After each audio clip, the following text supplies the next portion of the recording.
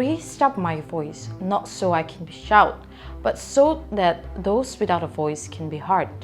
We cannot succeed where half of us are held back. This was beautifully said by Malala Yousafzai. Women empowerment is uplifting women, promoting their sense of worth and giving them the platform to determine their own choices and their rights, to influence social change for themselves and others. Undoubtedly, we've come a long way to empower and uplift women. We have fought many social evils against women in society, broken many dogmas on women in society, and many wars have been won for the upliftment of women in India. However, many fights are still going on and yet to be won to empower women in our present social, political, and economic settings. Hi, this is Lucila Ramtuangi, and you're watching Legal Bites.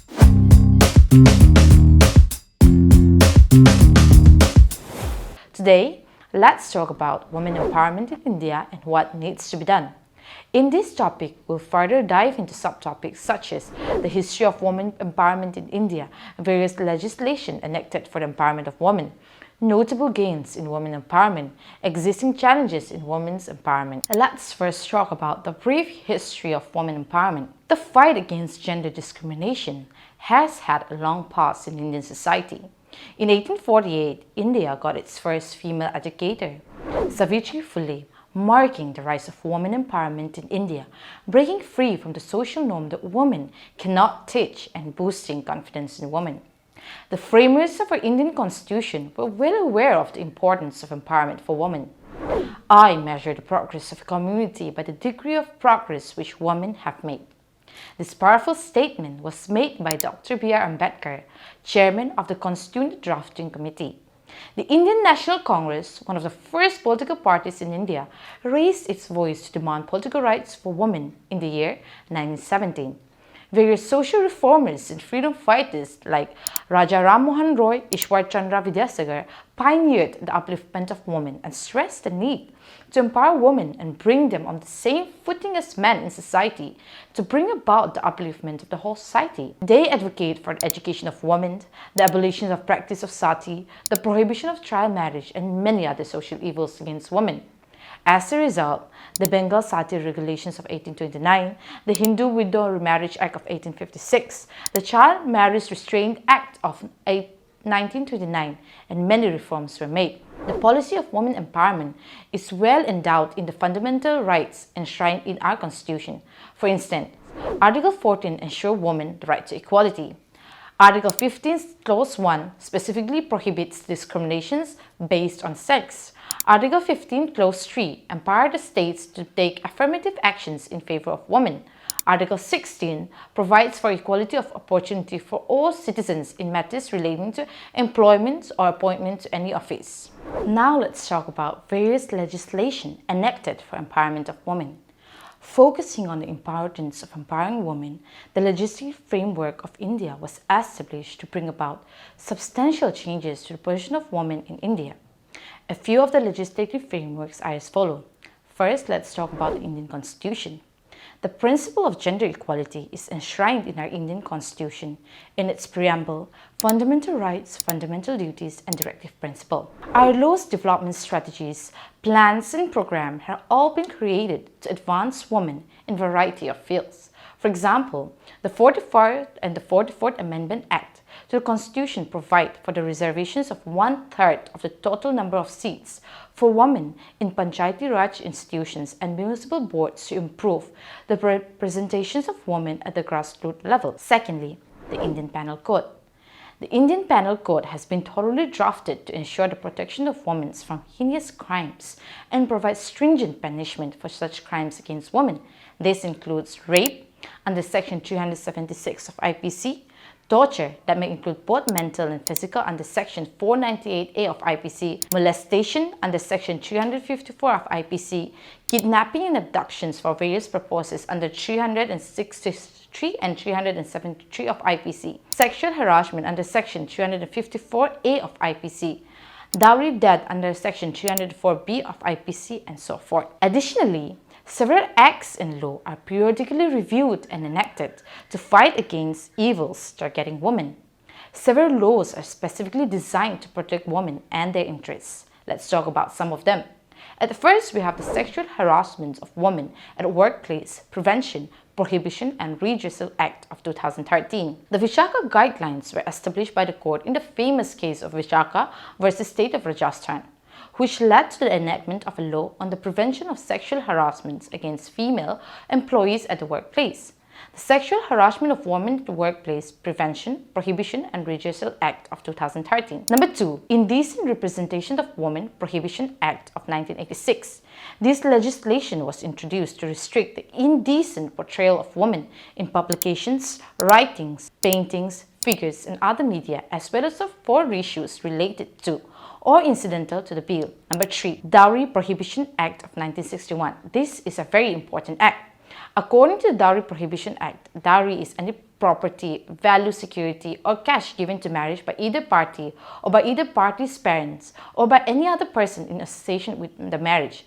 It outlaws the giving and receiving of dowries. Number 4. The Medical Terminations of Pregnancy Act of 1971. This law was passed to outlaw the practice of performing unlicensed abortion with a focus to fight against female infanticides. The procedure through which pregnancy may be ended or aborted are mentioned in this act. Number 5, we have the Prohibition of Child Marriage Act of 2006. The Act's primary objective is to forbid child marriage as well as related and incidental issues. The Government of India replaced the previous law, the Child Marriage Restraint Act of 1929, with the Prohibition of Child Marriage Act of 2006 to ensure that child marriage is eliminated from society. Now let's talk about notable steps that has been taken for women empowerment. Apart from the aforementioned legislation enacted by legislature, many other steps have been taken in the form of projects, schemes and policies in India to empower women from different socio-economical backgrounds such as Beti Bachao, Beti Padhao, Save the Daughter, Educate the Daughter, Pradhan Mantri Ujjwala Yojana, a scheme to provide gas connections to women from below the poverty line, Mahila E-Hat Project, an online marketing campaign that was launched in 2016. It uses technology to support female entrepreneurs, self-help groups, and non-governmental organizations. Women Helpline Scheme. In April 2015, this scheme was launched with the ultimate aim to provide immediate emergency response to women affected by violence with a helpline of 24 hours, the One-Stop Center Scheme. Owing to providing support to women who are victims of violence in private and public domain, this scheme was introduced. This scheme was supposed to be funded by the Nirbhaya Fund, the Swadhar Grih scheme, which aims to provide temporary accommodations to homeless girls and women. Internationally, by rectifying international agreements and creating local regulations aimed at putting an end to gender inequality, this has progressed. One such remarkable initiative is by the UN Indian Business Forum, which has partnered with the National Institute for Transforming India, Niti Aayog, to set up the UN India NITI Aayog Investor Consortium for Women Entrepreneurs to strengthen women entrepreneurship and create an ecosystem for investment. After all that has been said, there are certain challenges that still exist in women empowerment. So now let's talk about the existing challenges in women empowerment.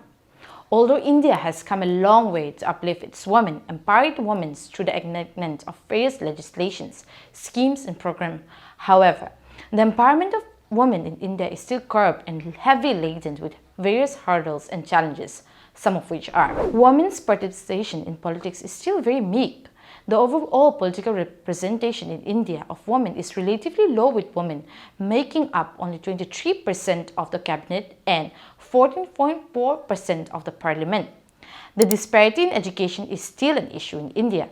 The level of women's education is less than men, even in modern age. There is challenges on leadership. We have taught our women to stand tall, but have we taught them leadership? Have we removed them from the positions of leaders based on their gender, even though they have all the qualities of leaders? In our present scenario, women very few take leadership role. One reason is that of our patriarchal society. Zosie Bini Tunzi, which was a contestant for South Africa who was Miss Universe, rightfully said this: "I think the most important thing we should be teaching young girls today is leadership. It is something that has been lacking in young girls and women for a long time, and not because we do not have it, but because of what society has labeled women to be." Domestic violence against women is an epidemic, and this widespread disease affects almost 70% of Indian women today. More stringent laws and legislation are needed to curb the reality of domestic violence. Another issue that is pressing for empowerment of women in the national and international arena is the concept of menstrual leave. Should women get paid for menstrual leave? Let us know what you think about this in the comment sections. In this journey towards women empowerment has seen many achievements and successes over the decades. There has been noticeable improvement in the area of grassroots initiatives, human development, and legal reforms. However, it is undeniable that there is still a long way to go to bridge the urban-rural divide and guarantee the rural women have equal access to healthcare, employment, education, and decision-making as their urban counterparts. More coordinated efforts are required. Thank you for watching. If you liked the video, please like, share, and subscribe to Legal Bites today.